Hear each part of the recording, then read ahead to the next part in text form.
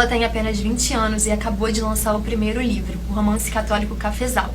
Ambientado no Vale do Café durante um período imperial, a obra narra a história da jovem herdeira Milena Sodré. Numa jornada de autodescoberta, a gente acompanha Milena num processo de amadurecimento e realização de sonhos, numa narrativa cheia de reviravoltas que prende a nossa atenção do início ao fim. A autora dessa história incrível é Gabriela Ribas, moradora de Três Rios, que, além de escritora, é também estudante de História. E a Gabriela está aqui hoje para conversar com a gente no Cidade em Foco. Gabriela, é um prazer ter você aqui com a gente. Seja muito bem-vinda ao Cidade em Foco. Muito obrigada, eu agradeço pelo convite. É uma grande oportunidade para mim e também para minha carreira, né? Então eu agradeço muito o convite. Então, antes de eu começar a perguntar propriamente do livro, eu queria saber um pouco a sua relação com a leitura, enquanto leitora mesmo. Quando e como a literatura apareceu na sua vida? Então, eu lembro que desde criança eu sempre tive muito essa literatura assim na minha vida presente, né? A minha família sempre incentivou muito, então desde pequena eu sempre lia livros de história, de criança mesmo, mas conforme fui passando dos anos, eu comecei a ir para outros tipos de leitura, né? Livros mais, como eu posso dizer? Livros maiores, com assuntos mais complexos, então eu fui começando a ter mais acesso a esses outros tipos de literatura. E aí foi um desenvolvimento, assim, pessoal, sabe? Porque desde que eu tenho aula com professora de redação e tal, eu tenho esse desejo de escrever o meu próprio livro. E assim, era sempre histórias bem básicas, sabe? Que duravam 5, 10 páginas, nunca eram muita coisa. E aí ter essa criatividade para escrever um livro foi muito bacana, assim. Ah, então a literatura está presente na sua vida desde a infância, né? Uma relação antiga. Isso. E aí por que escrever? Então, simplesmente foi um avanço, assim, de terapêutico, assim, que eu comecei a escrever na pandemia. E durante a pandemia eu tava passando por muitas crises de ansiedade. E aí eu vi, a única coisa que me ajudava a melhorar um pouco era focar um pouco mais na oração, no meu lado espiritual, mas também achei uma forma de distrair um pouco a mente através do livro. Então eu me distraía muito ali escrevendo, e aí comecei a gostar, sabe, de imaginar um outro cenário, outros personagens, outro contexto, né? Então pra mim foi muito gratificante poder escrever. E você fala isso, né, sobre essa relação com a escrita, bem no início do livro, ainda nos agradecimentos, que você fala que o Vicente e a Milena, que são dois personagens do livro, te salvaram, né? Como que é essa relação entre escritor e personagens? Que laço você desenvolveu com eles, assim? Então, a Milena eu fiz muito baseado na minha personalidade. As pessoas falam, nossa, você é narcisista. Não, a verdade é que eu queria uma história que eu pudesse me identificar. Então, ali naquele momento que eu queria uma distração, eu me dediquei um pouco, assim, na personagem da Milena pra poder parecer um pouco comigo, sabe? Sabe quando você quer ler uma história e aí você fica imaginando que é você ali dentro? Sim. Então eu tive essa intenção de criar a Milena conforme a minha personalidade. Então, ter um par romântico que a gente sempre idealiza também é uma história um sonho, assim, né? É muito um romance assim que você queria viver, né? Então tudo começou com a Milena, ela foi a primeira personagem e o restante foi surgindo. Isso. Aí a Milena foi uma construção minha, mas também com coisas que eu gostaria de ser, sabe? De ter essa experiência. Isso foi até uma dúvida que surgiu também, porque ao longo do livro a gente vai vendo que a Milena tem uma relação com moda. E você é muito detalhista ao narrar essa história, assim, né? Você descreve as coisas com muitos detalhes, inclusive as roupas. Então dá pra ver ali que tem um certo entendimento sobre tecidos, sobre caimento. Você, Gabriela, tem essa relação com a moda também? Tenho, eu faço desenhos de vestidos, só que sempre são de épocas. Então eu comecei a ver novelas de época, né? Então comecei a ter esse gosto muito profundo por vestidos, pelo figurino, né? E aí comecei a desenhar. E aí eu tenho um caderno lá com vários desenhos sobre figurinos de época, coisas que eu tiro da minha cabeça, coisas que eu vi em novelas. Então eu vou fazendo, retratando aquelas vestes, aqueles trajes, e é uma paixão assim que eu tenho, mas que foi sendo gerada aos poucos, sabe? E você falou que começou a escrever durante a pandemia, né, pra se distrair, como um processo terapêutico. Como que foi depois, assim, posteriormente, esse processo de escrita? Quanto tempo demorou pra você escrever o livro? Você mandava pra amigas ou você ia escrevendo? Então, eu lembro que eu terminei, ainda tava na pandemia, só que aí eu mandei pra algumas amigas.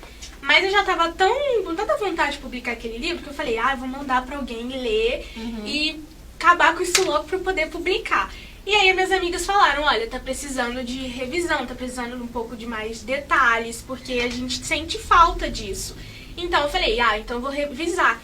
Só que aí eu fui gerando outros compromissos na vida, comecei a entrar na faculdade, então outras coisas, a cabeça muda, então também teve o meu processo assim de me aprofundar mais no catolicismo também. Então eu falei, caramba, o livro não tá do jeito que eu queria, ele ainda precisa ser melhorado. E fui enrolando muito pra poder revisar ele de novo. E aí só agora que a faculdade tinha entrado em greve que eu comecei esse processo de revisão outra vez. Ah, tá. Então foi longo, assim, né? Um processo longo. E aí você define ele como um romance católico. E aí acompanhando suas redes sociais dá pra ver também que a religião tá muito presente na sua vida, né? Você fala sobre isso, dá dicas, inclusive, de outros livros. Isso, a religião sempre esteve presente ou entrou assim depois na sua vida? Como foi isso? Entrou depois. Assim, eu sempre fui católica de batizado e tal, mas eu não vivia o catolicismo, não entendia. Ia na missa, assim, por pura obrigação da família. Mas depois eu fui entendendo melhor, fui estudando um pouco mais o catecismo, as coisas que a Igreja Católica prega. E fui me apaixonando, sabe? Não é só uma religião, é aquilo que Jesus nos ensina, sabe? Então foi muito bacana, assim, o meu processo, né, de aprofundamento. E ultimamente eu tenho estado, acho que me aproximei mais ainda do catolicismo esse ano, porque na pandemia eu também tinha essa vida de oração, mas não era tão próximo do catolicismo, né? E aí, conforme o tempo foi passando, eu fui me aproximando. E como é que foi, assim, quando você pegou o livro em mãos, que você viu que, nossa, tá pronto, é real, estou com o livro aqui? Então, eu tinha passado por um momento muito difícil alguns dias antes de receber o livro. E aí foi muito interessante porque eu tava ali fazendo minha unha e comecei a ficar muito chateada, lembrando do processo que eu tinha passado e tal. E tava ouvindo uma música católica e falava, pede pra Nossa Senhora mostrar pra você que tá tudo bem. Aí eu falei, Nossa Senhora, por favor, me mostre que tá tudo bem. De repente minha tia me chama 5 minutinhos depois e fala, olha, seu livro chegou. Aí quando eu abri, eu falei, Nossa Senhora, por favor, faz esse livro tá perfeito, porque tem toda aquela coisa de diagramação, de capa e tal. E quando eu abri, o livro tava perfeito. Eu falei, nossa, foi surreal pra mim, foi uma experiência maravilhosa. Eu imagino, deve ser muito excitante, Sim, assim, né? Muito bom. E você participou de todo o processo também de diagramação, da elaboração da capa? Fui eu que fiz tudo, sabe? Então, tipo, a revisão fui eu, a diagramação fui eu, a capa. Eles ensinam, assim, a editora ensina como que você pode fazer, as medidas e tudo mais, mas tudo fui eu. Ah, que legal. Então participou do processo todo mesmo, né? E foi legal porque eu fiz as coisas do jeito que eu queria, sabe? Sim. Os detalhes que eu queria, assim, não ter que ficar mudando toda hora. E como é que foi a reação da sua família? Porque você fala também nos agradecimentos sobre seu pai e sua mãe, né? Que eles te ajudaram muito.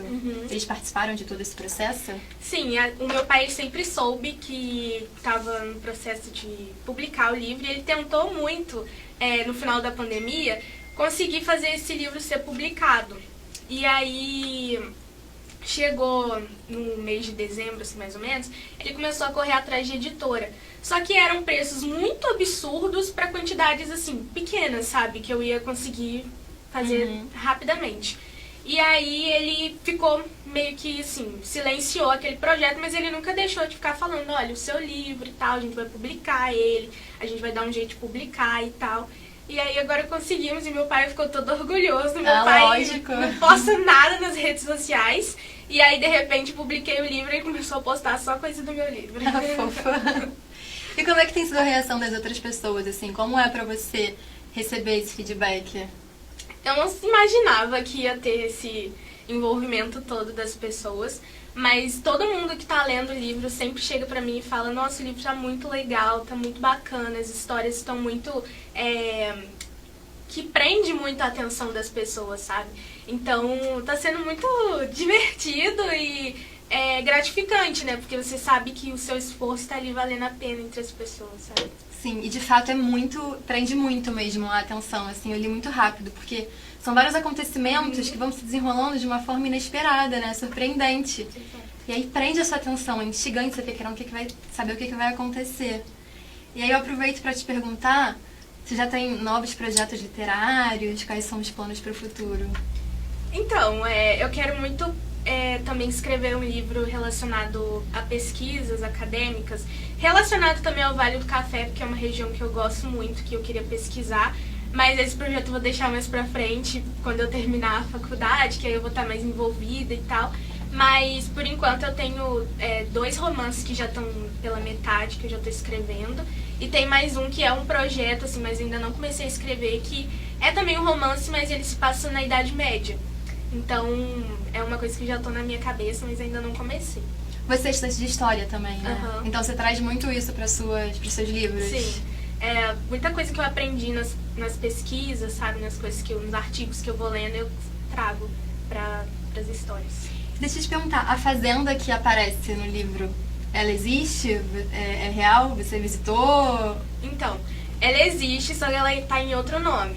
Ela chama Fazenda do Secretário, em Vassouras, e eu coloquei como Fazenda do Legado no livro, mas as características são todas iguais a essa. Porque eu vi ela uma vez numa novela de época e eu fiquei completamente apaixonada. E quando eu descobri que era perto, assim, da minha cidade, eu falei, nossa, eu tenho que visitar esse lugar. E aí comecei a descobrir várias outras fazendas ali na região de Vassouras, que tem muitas do século XIX. Então foi uma região ali que eu me apaixonei e me apeguei muito. Mas eu ainda não visitei a fazenda, é um desejo que eu quero, inclusive estou em processo de conseguir, né, essa visita, mas é uma coisa que ainda não aconteceu. Ah, seria o máximo, né, Uhum. Você visitando esse lugar. Porque legal. você descreve tão bem que a gente acha que você esteve lá Sim. até mais de uma vez, assim, fazendo visitas mesmo para a criação do livro. E se fosse para você resumir, assim, a história, para quem tá curiosa para saber mais, assim, como você resumiria? O que é o Cafezal? Eu acho que é um processo onde uma jovem, ela tem tudo da vida dela já planejado, e aí acontece algumas coisas que faz tudo se desconstruir. Então, principalmente, pega no momento da oração, ela pede para fazer como se fosse do controle de Deus, né, as coisas, e aí tudo desmoronasse. Então ela entende que as coisas não é do jeito que ela quer, não tá no controle dela. E aí ela começa esse processo de autoconhecimento. Então eu acho muito interessante também, porque o livro mostra os espaços que a Igreja Católica, ela, como eu posso dizer, ela projeta nas mulheres. Então, assim, não é porque você é mulher que você é obrigada a se casar. E não é porque você quer se casar que você tem que parar de trabalhar. Então, assim, a Milena, ela é uma menina que ela começa a se autoconhecer, e conforme os processos que vão acontecendo na vida dela, ela vai amadurecendo. E por isso ela vai realizando os sonhos dela, mas também vai querendo realizar outros, como, por exemplo, o sonho de ter uma família, de se casar, de ser mãe. Então, é isso. Isso é muito legal no livro, porque apesar de estar num período antigo, um período imperial, você traz essa narrativa mais moderna, assim, dessa mulher forte e independente. Então você contextualiza isso tudo. Tem uma parte que eu achei muito interessante, ela não pode fazer alguma coisa, e você explica de uma forma sutil ali por que ela não pode fazer aquilo, mas ainda assim ela faz, né? Então isso foi uma escolha muito consciente sua, de trazer essa personagem independente, forte, com esse contexto também de fé muito grande. Isso foi consciente desde o início? Foi. Porque é isso que eu te falei, né? A Igreja Católica, ela não quer prender a presença feminina de ninguém, né? A própria Virgem Maria, nossa, ela é um exemplo de mulher, como posso dizer, caridosa, amorosa, mas ela também é um exemplo de força, de uma mulher guerreira e tal. E a Igreja Católica, ela não quer fazer que as mulheres vivam numa caixinha de qualquer jeito e só vivam pensando em casar. Não, oferece vários espaços para a mulher viver na santidade, né? Então é basicamente isso que eu trouxe da Milena. Porque, por exemplo, eu não tenho um sonho desde criança de me casar. Meu sonho é muito mais profissional. Só que conforme eu fui entrando na religião, a religião, a espiritualidade católica, ela tá me movendo muito mais do que esse desejo do viver de qualquer maneira, de qualquer jeito, cuidar do meu espiritual, sabe?